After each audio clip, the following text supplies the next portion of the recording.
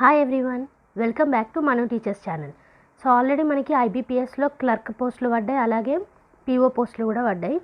So ఇవాళ ఇంకో notification తోటి మీ ముందుకు వచ్చేసాను. సో అవి సిఆర్పి ఎస్పిఎల్ 9 పోస్టులు 2022కును 2023 ఇయర్కి సంబంధించి. ఓకే, సో ఈ పోస్టులు మనకి స్పెషలిస్ట్ ఆఫీసర్స్ పోస్టుల కిందకు వస్తాయి. సో ఈ పోస్టులలో మనకు ఆల్రెడీ స్క్రీన్లో చూపించిన విధంగా ఐటీ ఆఫీసర్ పోస్టులు ఉంటాయి స్కేల్ 1కి సంబంధించి, అండ్ అగ్రికల్చరల్ ఫీల్డ్ ఆఫీసర్ అది కూడా scale 1, and next one is Rajbhasha అధికారి అది కూడా స్కేల్ 1, లా ఆఫీసర్ స్కేల్ 1, HR/పర్సనల్ officer scale 1 and marketing officer scale 1 పోస్టులు ఉన్నాయి. సో ఈ పోస్టులకి ఏ బ్యాంక్స్లో ఖాళీలు ఉన్నాయో చూద్దాం ఇప్పుడు. సో బ్యాంక్ ఆఫ్ బరోడాలో, బ్యాంక్ ఆఫ్ ఇండియాలో, అలాగే bank of Maharashtra, Canara bank, central bank of India, India bank, Indian overseas bank, Punjab national bank, Punjab and Sindh bank, UCO bank and union bank of India. So ఈ బ్యాంక్స్ వాళ్ళు ఆఫర్ చేస్తున్నారు. ఏం పోస్టులు ఇవి? CRP special officer పోస్టులు, అది కూడా 2022 అండ్ 2023 ఇయర్కి ఐబీపీఎస్ వాళ్ళు నోటిఫికేషన్ అనేది రిలీజ్ చేశారు. ఓకే, సో ఇందులో ఇంపార్టెంట్ డేట్స్ చూద్దాం. సో మనకి ఆన్లైన్ రిజిస్ట్రేషన్ అనేది 3rd నవంబర్ నుంచి స్టార్ట్ అయిపోయింది, 23rd నవంబర్ వరకు ఇది నడుస్తూనే ఉంటుంది. Okay, so last date of online registration మనకి 23rd నవంబర్. ఓకే, అండ్ అలాగే ఫీ పేమెంట్ కూడా మనకి 23rd last date. Okay, and next one మనము online preliminary exams call letters డౌన్లోడింగ్కి డిసెంబర్ వరకు టైం ఇచ్చారు. అండ్ ఆన్లైన్ ఎగ్జామ్ ప్రిలిమినరీ ఎప్పటి వరకు పెడతారు అని అంటే 26 డిసెంబర్ రోజు. ఓకే, అండ్ ఇక రిజల్ట్స్ ఆఫ్ ఆన్లైన్ ఎగ్జామ్స్ మనకి జనవరిలో వస్తాయి 2022లో. రిజల్ట్ వచ్చిన కొన్ని రోజులకి main exam call letter download చేసుకోవచ్చు. అంటే జనవరి 2022లోనే మెయిన్ ఎగ్జామ్ కాల్ లెటర్ కూడా వచ్చేస్తుంది. ఓకే, సో ప్రిలిమినరీ ఎగ్జామ్ రాసిన వాళ్ళు సెలెక్ట్ అయితే మెయిన్ ఎగ్జామ్ కాల్ లెటర్ అనేది డౌన్లోడ్ చేసుకోవాలి. సో డౌన్లోడ్ చేసుకున్న తర్వాత ఆన్లైన్ ఎగ్జామినేషన్ మెయిన్ ఎగ్జామినేషన్ ఎప్పుడు మనకి 30th జనవరి 2022లోనే. ఓకే, సో రిజల్ట్స్ మనకి ప్రిలిమినరీ ఎగ్జామ్ రిజల్ట్స్ జనవరిలోనే వస్తున్నాయి, అండ్ కాల్ లెటర్ కూడా మనకి జనవరిలోనే వస్తుంది మెయిన్ ఎగ్జామ్కి, అండ్ మెయిన్ ఎగ్జామ్ కూడా జనవరిలోనే అయిపోతుంది. సో మెయిన్ ఎగ్జామ్ అయిపోయిన తర్వాత దాని రిజల్ట్ మనకి ఫిబ్రవరిలో వస్తుంది. ఓకే, సో ఫిబ్రవరిలోనే ఇంటర్వ్యూ కాల్ లెటర్ డౌన్లోడింగ్ అనేది ఉంటుంది. మనకి ఇంటర్వ్యూ అనేది ఫిబ్రవరి టు మార్చ్లో అయిపోతుంది, అండ్ ప్రొవిజనల్ లెటర్ ఏప్రిల్లోగా అయిపోతుంది. ఓకే, సో డిసెంబర్లో ఎగ్జామ్ ఉంటుంది, ఆన్లైన్ ఎగ్జామ్ ప్రిలిమినరీ, అది అందులో సెలెక్ట్ అవుతే జనవరిలో మెయిన్ ఎగ్జామ్ అనేది ఉంటుంది, అండ్ అందులో సెలెక్ట్ అవుతే మనకి ఇంటర్వ్యూ అనేది ఫిబ్రవరి టు మార్చ్ ఉంటుంది, అండ్ ప్రొవిజనల్ అలాట్మెంట్ అనేది ఏప్రిల్లో జరుగుతుంది. ఓకే, అండ్ రిజిస్ట్రేషన్కి లాస్ట్ డేట్ ఎప్పుడు? 23rd November. ఓకే, సో ఇవి కొన్ని ఇంపార్టెంట్ డేట్స్ మనకి సిఆర్పి ఎస్పిఎల్ 9కి. సో వెబ్సైట్ విజిట్ చేసి పీడిఎఫ్ చూసారంటే ఇందులో నేషనాలిటీ గురించి ఇచ్చారు, అలాగే ఏజ్ రెస్ట్రిక్షన్స్ కూడా ఇచ్చారు. మనకి మినిమం 20 ఇయర్స్ ఉండాలి, మ్యాక్సిమం 30 ఇయర్స్ అనేది ఉండాలి. ఓకే, అండ్ అలాగే ఇక్కడ ఎడ్యుకేషనల్ క్వాలిఫికేషన్ చూసుకున్నట్టయితే ఐటీ ఆఫీసర్ పోస్ట్కి మినిమం 20 ఇయర్స్ ఆఫ్ ఏజ్ ఉండాలి, మ్యాక్సిమం 30 ఇయర్స్ ఆఫ్ ఏజ్ ఉండాలి, అండ్ ఎడ్యుకేషన్ క్వాలిఫికేషన్ ఏమో 4 ఇయర్ ఇంజనీరింగ్ చేసి ఉండాలి, and technology degree in computer science ఉండాలి, లేదా కంప్యూటర్ అప్లికేషన్స్ వచ్చి ఉండాలి, ఇన్ఫర్మేషన్ ఐటీ టెక్నాలజీ ఉండాలి, ఐటీ ఉండాలి, అండ్ అలాగే ఎలక్ట్రానిక్స్ లేదా electronics and telecommunications, and electronics and communications, electronics and instrumentation. Okay, so ఈ ఐటీ ఆఫీసర్ పోస్టులలో మనకి A, B అని 2 కేటగిరీస్ ఉన్నాయి. ఫస్ట్ కేటగిరీలో ఇంజనీరింగ్కి సంబంధించిన క్వాలిఫికేషన్ ఉంది, సెకండ్ కేటగిరీలో పోస్ట్ గ్రాడ్యుయేట్కి సంబంధించిన క్వాలిఫికేషన్ అనేది ఉంది. ఏమి ఇచ్చారు ఇక్కడ? Post graduate degree in electronics and telecommunication, electronics and communication, electronics and instrumentation and computer science, అలాగే IT information technology computer applications, లేదా గ్రాడ్యుయేట్ అయి ఉండాలి దేనిలో? DOE/ACC B లెవెల్లో. ఓకే, సో ఇవి మనకి ఐటీ ఆఫీసర్కి educational qualifications. So educational qualifications కావాలంటే నేను కింద డీటెయిల్డ్ పీడిఎఫ్ అనేది ప్రొవైడ్ చేస్తాను అఫీషియల్ వెబ్సైట్లోది, దానిలో క్లిక్ చేసి చూడండి. ఓకే, సో నెక్స్ట్ వన్ ఇక్కడ ఏమి ఇచ్చారు? Agricultural field officer scale 1. So అన్ని పోస్టులకు కూడా మనకి minimum 20 years, maximum 30 years. So ఈ అగ్రికల్చరల్ ఫీల్డ్ ఆఫీసర్కి మనకి 4 ఇయర్ గ్రాడ్యుయేషన్ అనేది ఉండాలి, అది కూడా అగ్రికల్చర్లో లేదా హార్టికల్చర్లో లేదా అనిమల్ హస్బెండరీలో లేదా వెటర్నరీ సైన్స్లో లేదా dairy science, fishery science, pisciculture, agri marketing agriculture marketing and cooperation and banking, agro forestry లేదా agricultural biotechnology, food science, agricultural business management, food technology, dairy technology, agricultural engineering, sericulture. So బేసిక్గా మనకి agriculture ఆఫీసర్కి కావాల్సింది graduation ఉండాలి, మనకి 4 year degree అనేది ఉండాలి వీళ్ళు ఇచ్చిన కేటగిరీస్లో. ఓకే, అండ్ మనకి నెక్స్ట్ ఉన్న పోస్ట్ ఏంటి, రాజ్భాషా అధికారి.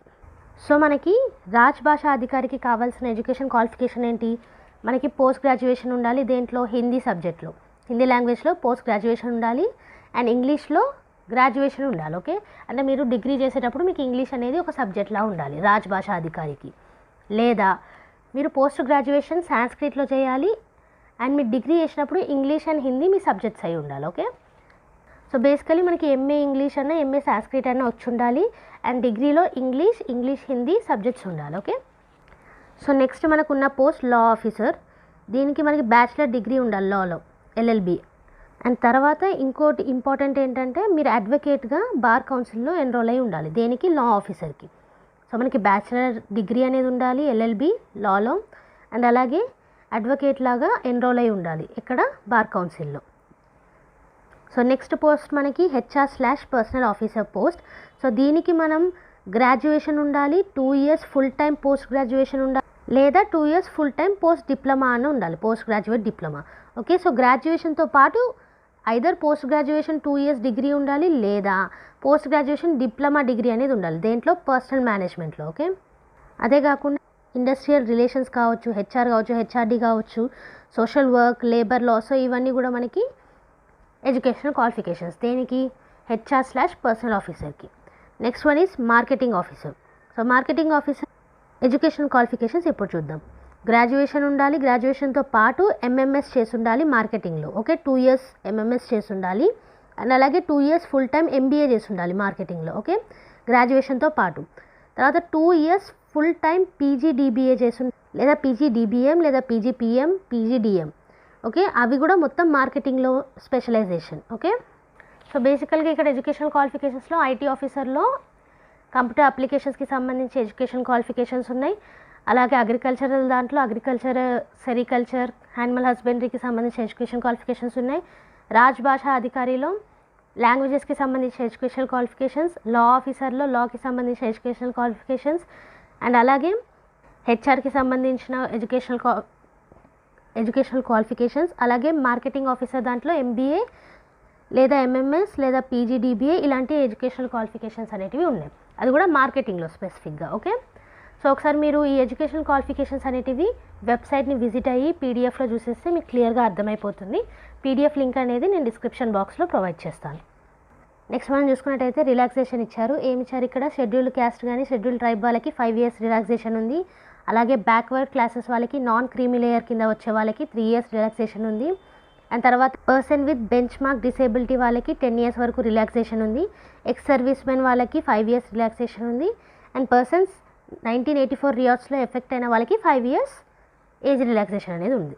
So coming to examinations pattern, మనకి ఇక్కడ 3 exams అనేటివి ఉంటాయి. ఒకటేమో ఆన్లైన్ ప్రిలిమినరీ ఎగ్జామ్, ఇంకోటి ఆన్లైన్ మెయిన్ ఎగ్జామ్, ఆ తర్వాత ఇంటర్వ్యూ అనేది కండక్ట్ చేస్తారు. ఓకే, సో ఆన్లైన్ ప్రిలిమినరీ ఎగ్జామ్లో మనకి మోడల్ ఎలా ఉంటుందో ఇప్పుడు చూద్దాం. సో ఇక్కడ ఇచ్చినట్టు మనకి ఫస్ట్లో ఇంగ్లీష్ లాంగ్వేజ్ అనేది ఉంది, తర్వాత రీజనింగ్ ఉంది, తర్వాత general awareness with special reference to banking industry. So banking ఇండస్ట్రీకి సంబంధించిన జనరల్ అవేర్నెస్ గురించి కూడా ఉంది. సో ఇది ఏ పోస్టులకి, లా ఆఫీసర్ పోస్టులను, రాజ్భాషా అధికారి పోస్టులకి. ఓకే, సో మనకి ఇక్కడ కేటగరైజ్ చేసి ఇచ్చారు. So Rajbhasha Adhikari and law officer పోస్టులకి సపరేట్ ఉంటుంది exam. And IT officer, agricultural field officer, HR personnel officer and marketing officer వాళ్ళకి సపరేట్ ఎగ్జామ్ ఉంటుంది. ఓకే, సో మనకి లాను రాజ్భాషా అధికారికి ఏమున్నాయి, ఇంగ్లీష్ లాంగ్వేజ్ ఉంది, రీజనింగ్ ఉంది అండ్ జనరల్ అవేర్నెస్ ఉంది, అది కూడా బ్యాంకింగ్కి సంబంధించింది జనరల్ అవేర్నెస్. సో అందులో నెంబర్ ఆఫ్ క్వశ్చన్స్ మనకి చూసుకున్నట్టయితే ఈచ్ కేటగిరీలో 50 questions ఉన్నాయి. మార్క్స్ చూసుకున్నట్టయితే ఇంగ్లీష్ లాంగ్వేజ్లో 50 questionస్కి half మార్క్ ఈచ్ వేసి 25 marks ఇచ్చారు టోటల్గా. అండ్ మిగతా 2 కేటగిరీస్కి 1 mark ఈచ్ ఇచ్చారు. సో 50-50. సో 150 questionస్కి మనకి వచ్చే మార్క్స్ ఏంటి, 125 marks. అండ్ ఎగ్జామినేషన్ మీడియం కూడా ఇచ్చారు, మనకి ఇంగ్లీష్లో ఉంటుంది, ఇంగ్లీష్ లాంగ్వేజ్ అండ్ మిగతా 2 కేటగిరీస్ ఇంగ్లీష్ అండ్ హిందీలో ఉంటుంది. Okay, so each and every category మనకు ఒక 40 మినిట్స్ అనేది కేటాయించారు. So English language 40 minutes, reasoning 40 minutes and అలాగే జనరల్ అవేర్నెస్కి కూడా 40 మినిట్స్.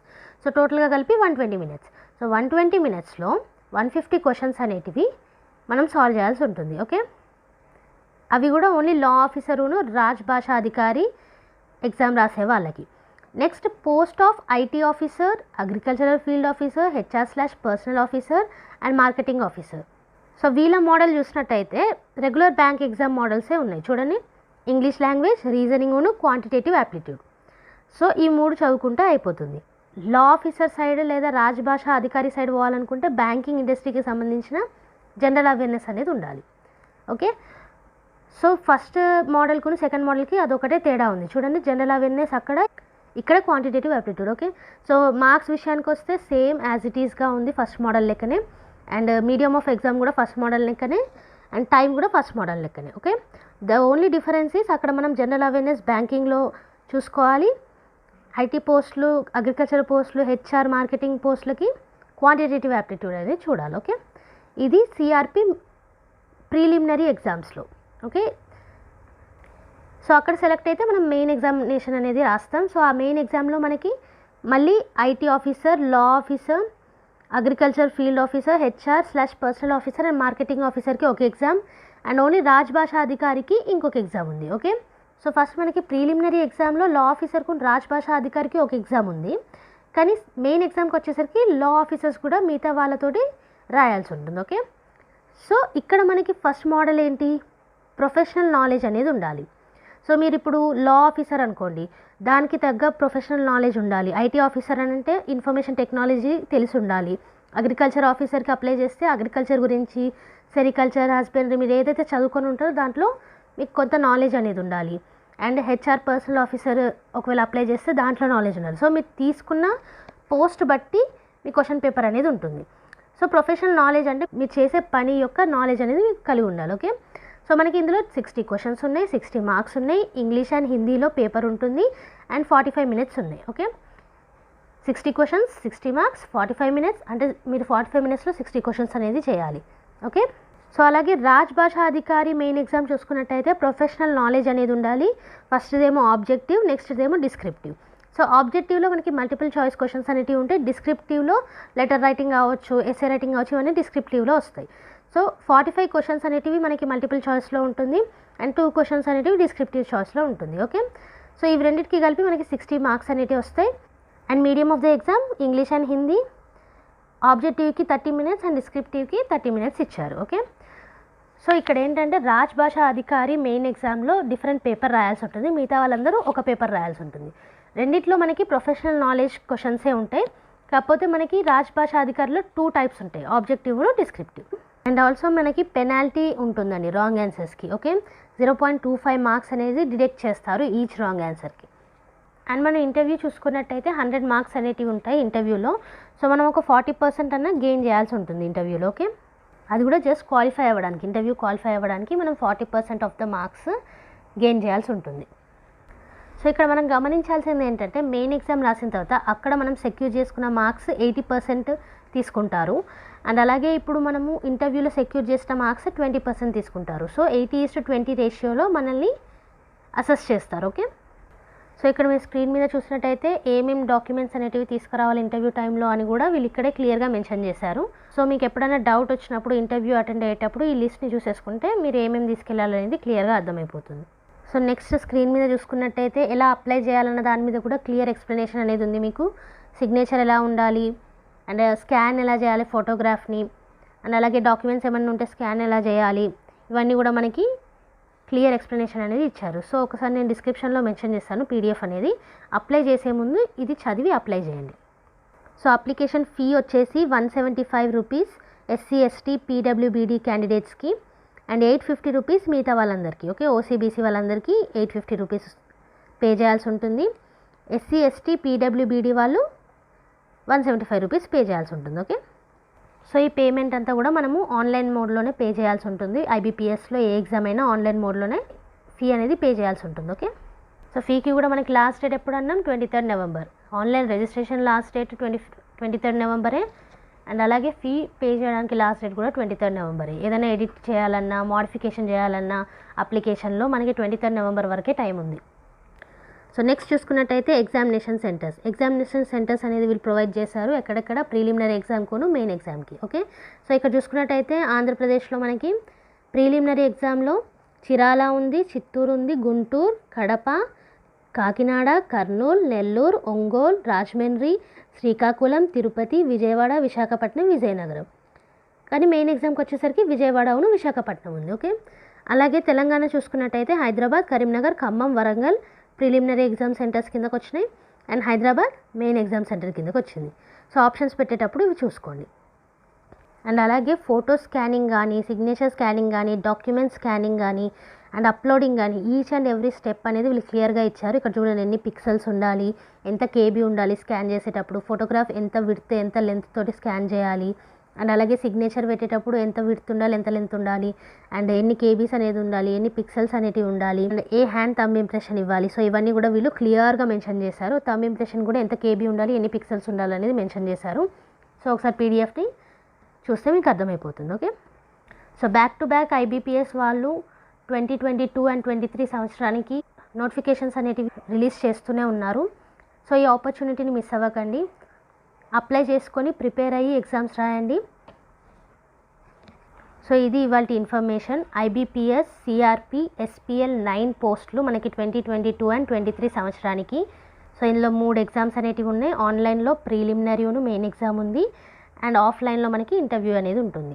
సో ఈ మూడితోటి సెలెక్ట్ అనేది చేస్తారు. దీంట్లో 5 పోస్టులు ఉన్నాయి. ఆ పోస్టుల గురించి కూడా నేను క్లియర్ ఎక్స్ప్లెనేషన్ ఇచ్చాను. సో ఒకసారి ఈ వెబ్సైట్ని విజిట్ చేసి పీడిఎఫ్ డౌన్లోడ్ చేసుకొని క్లియర్గా చదివిన తర్వాత అప్లై చేయండి. మనకి 23rd నవంబర్ వరకే లాస్ట్ డేట్. ఆల్రెడీ 3rd నవంబర్లో స్టార్ట్ అయిపోయినాయి అప్లికేషన్స్ అనేటివి. సో త్వరగా అప్లై చేసుకోండి.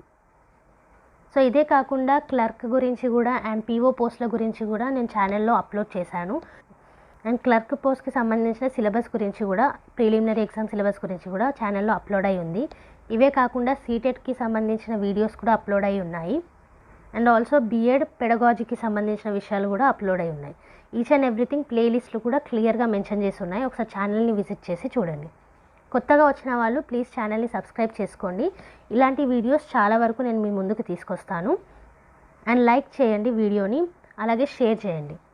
ఏమైనా డౌట్స్ ఉంటే నాకు కామెంట్ సెక్షన్లో మెన్షన్ చేయండి. డౌట్స్ అని క్లారిఫై చేస్తాను.